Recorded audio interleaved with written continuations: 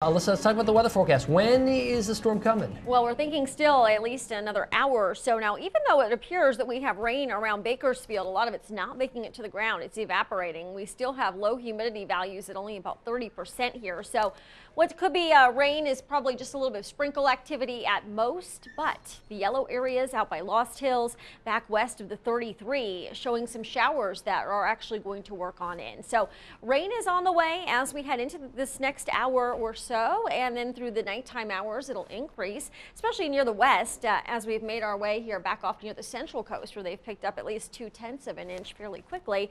Now you're in Delano. If you're seeing rain, give me a call or let me know here.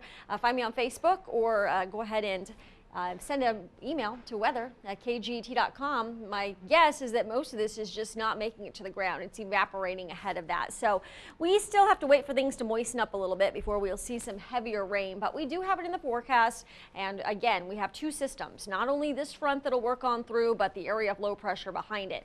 Winds also a concern here, and we have a wind advisory for the Kern Mountains. That runs through the overnight hours till about 4 a.m. and that would be down near the Grapevine, especially gusting up to 55.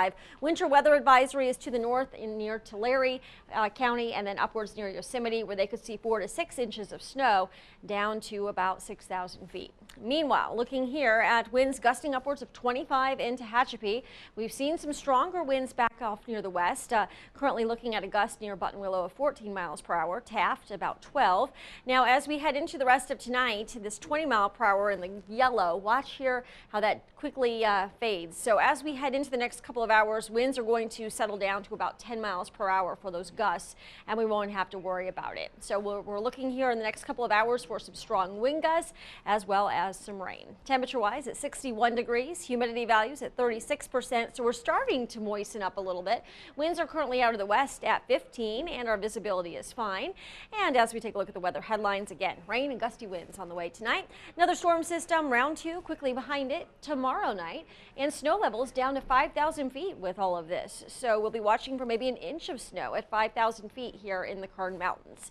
Here's the first system, the cold front, watching as subtropical moisture is again working in, so it's a warm system. The low is offshore, back off to the west, yet another funnel of moisture, or plume of moisture, if you will, coming on in as we head into Tuesday night, Wednesday, and Thursday.